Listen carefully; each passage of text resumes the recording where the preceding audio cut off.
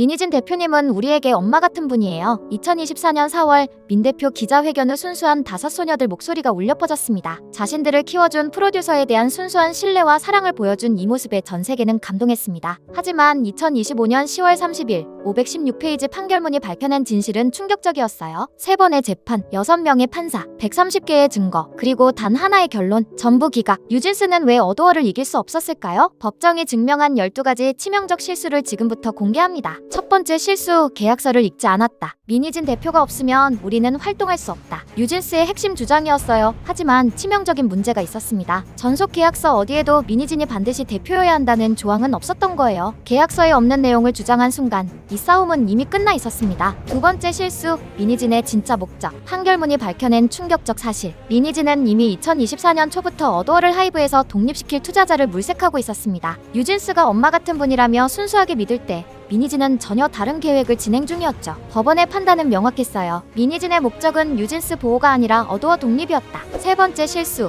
잘못된 변호인 선택. 뉴진스와 민희진은 같은 법무법인을 선임했어요. 하지만 둘의 이해관계는 완전히 달랐습니다. 민희진은 독립을 원했고 뉴진스는 단지 함께 활동하고 싶었을 뿐. 많은 법조인이 처음부터 이걸 지적했어요. 독립적인 법률 자문을 받았어야 했다. 네 번째 실수, 증거가 아닌 감정의 의존. 민희진의 3단계 전략. 1단계 하이브 문제점 찾기, 2단계 뉴진스 부당 대우 여론 만들기, 3단계 여론으로 어도어 독립. 완벽해 보였죠. 하지만 결정적 문제가 있었어요. 여론은 법정에서 증거가 되지 않습니다. 다섯 번째 실수, 부모들까지 동원한 조직적 행동. 민희진은 뉴진스 부모들까지 끌어들였어요. 어머니들이 직접 메일을 보내는 방식을 제안했죠. 재판부는 이를 조직적 여론 조작 시도라고 판단했습니다. 순수한 호소가 아니라 계획된 전략. 뉴진스의 신뢰도는 이 순간 크게 떨어졌어요. 여섯 번째 실수, 의심스러운 타이밍. 2024년 9월 11일 뉴진스 유튜브 생방송. 민희진 대표님을 복귀시켜주세요. 30여 분간의 호소. 하지만 판결문이 밝힌 사실은 이 시기 민희진은 이미 투자자들을 만나고 있었습니다. 법원은 이를 우연으로 보지 않았어요. 일곱 번째 실수, 일방적 해지 선언. 11월 28일 뉴진스 기자회견. 내일 자정부터 계약은 무효입니다. 단호했죠. 하지만 한국법에서 전속 계약은 일방적으로 해지할 수 없어요. 법원 판단도 없이 스스로 무효라 선언했고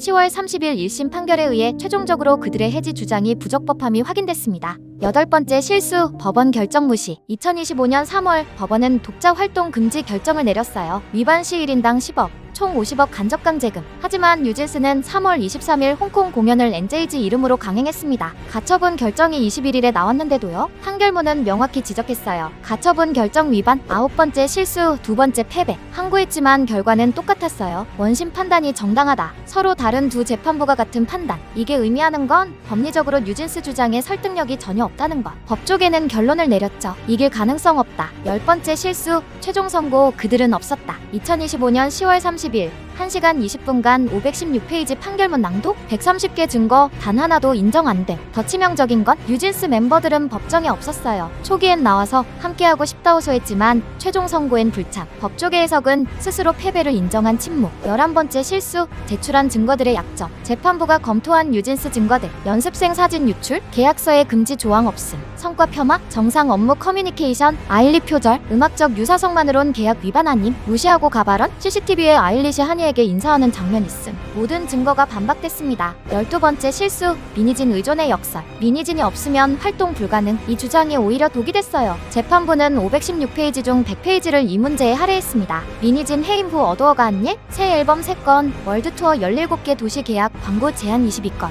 법원 판단은 어도어는 정상 업무 수행했다. 뉴진스가 거부했을 뿐. 결론, 냉혹한 현실. 판결 2시간 후 뉴진스는 항소 선언했지만 숫자는 냉정합니다. 가처분 1심 패소, 항고 패소, 본소송 1심 패소, 새 재판부 6판사 모두 같은 결론, 항소심 승률 1% 미만이라는 게 법조계 중론이에요. 시간도 적이에요. 대법원까지 가면 2027년. 한이 민지 21세, 다니엘 20세, 혜린 19세, 혜인 17세. 전성기를 법정에서 보냅니다. 민희진은 판결 한 달 전 OK 엔터테인먼트 설립. 뉴진스 받을 준비였죠. 하지만 위약금 6천억 원. 불가능한 금액이에요. 지금 뉴진스 앞엔 두 길이 있습니다. 첫 번째 길, 항소를 포기하고 어도어로 돌아갑니다. 이미 준비된 앨범으로 컴백해요. 팬들과 다시 만나죠. 무대 위에서 빛납니다. 두 번째 길, 끝까지 싸웁니다. 3년을 더 법정에서 보내요. 2027년이 되면 그때도 지금처럼 빛날 수 있을까요? 2심에서 달라질까요? 세 번의 판결 모두가 같았습니다. 법은 냉정합니다. 감정이 아닌 계약으로, 눈물이 아닌 증거로, 여론이 아닌 법리로 유진스는 이 모든 걸 간과했어요. 그래서 이길 수 없었습니다. 미니진이 찾으려던 하이브 약점은 발견 안 됐어요. 대신 미니진 자신의 계획만 516페이지 판결문에 고스란히 드러났죠. 유진스는 무대를 잃었고 팬들은 지쳐가고 미니진은 계획이 탄로났어요. 시간은 계속 흐릅니다. 이게 바로 법정이 증명한 이길 수 없는 싸움의 현실입니다. 여러분 생각은 어떠신가요? 댓글로 들려주세요.